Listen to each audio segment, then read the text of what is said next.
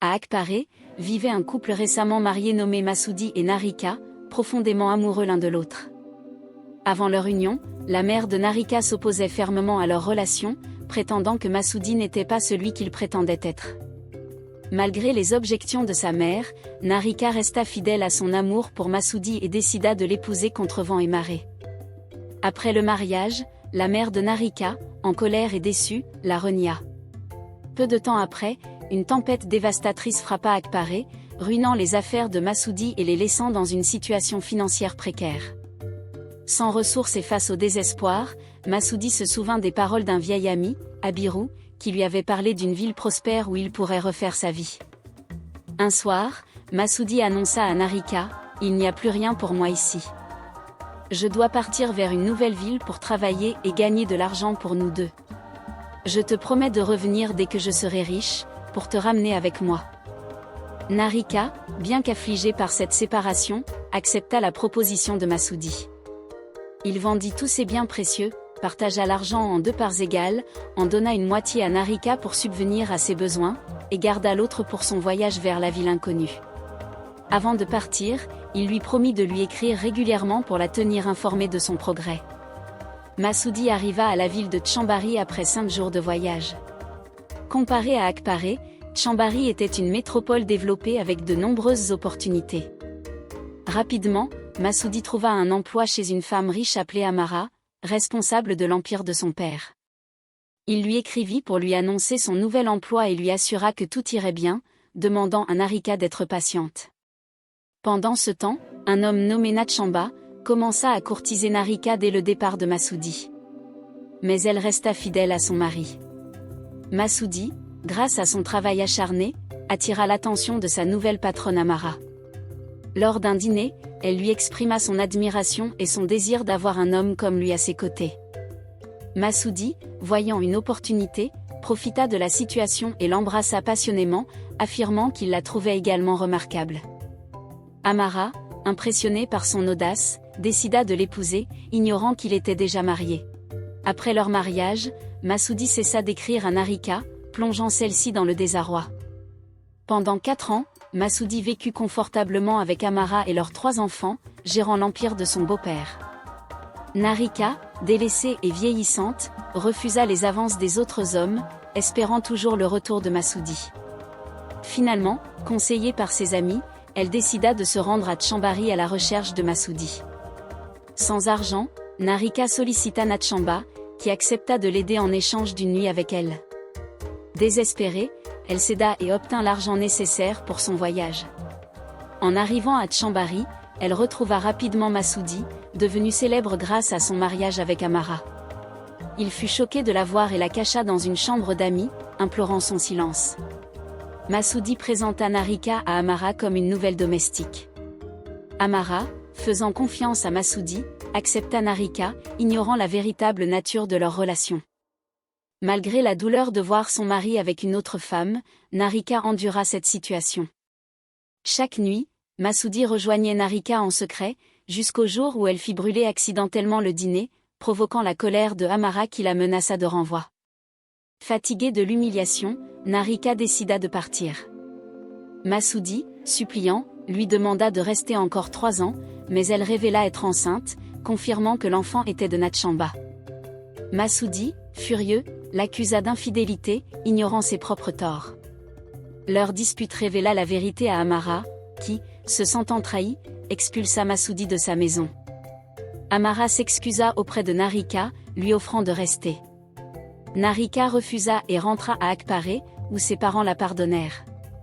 Natchamba, apprenant la grossesse, proposa à Narika de l'épouser, et elle accepta. Amara se remaria également, trouvant un homme qu'il aimait sincèrement. De retour à Akparé, Massoudi fut accueilli par la réalité brutale de sa situation. Ruiné et sans ressources, il passa les jours à regretter ses choix et à se demander comment sa vie avait pu prendre un tel tournant.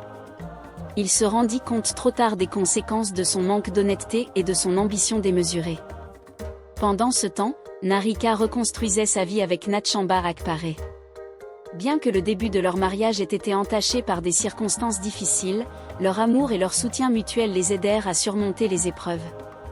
Ils fondèrent une famille et Narika trouva la paix qu'elle avait tant recherchée. Alors que les années passaient, Massoudi se retrouva de plus en plus isolé à Akparé. Sa réputation ternie et sa situation financière précaire le poussèrent à réfléchir profondément sur ses erreurs passées. Il errait souvent dans les rues, regrettant amèrement les choix qu'il avait menés à sa chute. Pendant ce temps, Narika et Natchamba continuaient à construire leur vie ensemble à Akparé. Leur amour avait survécu aux épreuves initiales, renforcé par la patience, le soutien mutuel et la confiance retrouvée. Ils élevèrent leurs enfants avec amour et dévotion, créant un foyer chaleureux où régnait la compréhension et le respect. Amara, de son côté, trouva dans son nouveau mari un homme qui appréciait non seulement sa réussite matérielle, mais aussi sa personnalité authentique et son cœur généreux. Ils construisirent une relation solide et équilibrée, fondée sur la confiance mutuelle et le respect. À travers leurs chemins de vie distincts, Narika, Natchamba et Amara gardèrent en mémoire les souvenirs de Massoudi, un homme qui avait payé le prix de son ambition dévorante et de son manque de scrupules. Son histoire leur servit de rappel constant des dangers de laisser l'avidité et l'égoïsme guider leurs décisions. Les années passèrent, et Akparé continua à prospérer, témoin des vies bien vécues de ses habitants. Narika et Natchamba vieillirent ensemble, entourés de leurs enfants et petits-enfants, transmettant les valeurs de compassion, d'intégrité et de résilience à chaque génération suivante. Amara, de son côté, vécut une vie épanouie aux côtés de son nouvel époux, partageant des moments de bonheur et de réussite, tout en restant connectée aux leçons apprises des erreurs du passé. Les leçons tirées de cette histoire sont claires.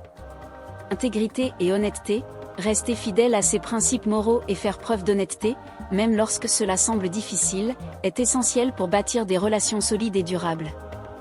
Compassion et empathie, comprendre les autres et être capable de partager leurs émotions et leurs perspectives est crucial pour maintenir des liens authentiques. Résilience et rédemption, même après des erreurs graves, il est possible de se relever, de se réinventer et de trouver la paix intérieure en apprenant de ses erreurs et en travaillant à devenir une meilleure personne. Le vrai bonheur, le bonheur véritable ne réside pas dans la richesse matérielle ou le statut social, mais dans les relations enrichissantes et significatives fondées sur le respect mutuel et la compréhension. Cette histoire nous enseigne l'importance de la prudence dans nos décisions amoureuses et la valeur de l'honnêteté. Massoudi, en étant honnête dès le début, aurait pu avoir une vie différente. En fin de compte, la résilience et la capacité de Narika et Amara à se relever après la trahison montrent que, malgré les épreuves, il est possible de trouver le bonheur et la paix intérieure. En fin de compte, l'histoire de Massoudi, Narika et Amara nous rappelle que nos choix façonnent notre destinée et influencent non seulement notre propre vie, mais aussi celle des autres autour de nous. En faisant preuve de courage moral, de compassion et de résilience, nous pouvons tous espérer construire une vie remplie de sens, de bonheur et de paix intérieure. Cette histoire nous rappelle que nos choix et nos actions ont des répercussions durables sur notre propre destinée et sur celle des autres.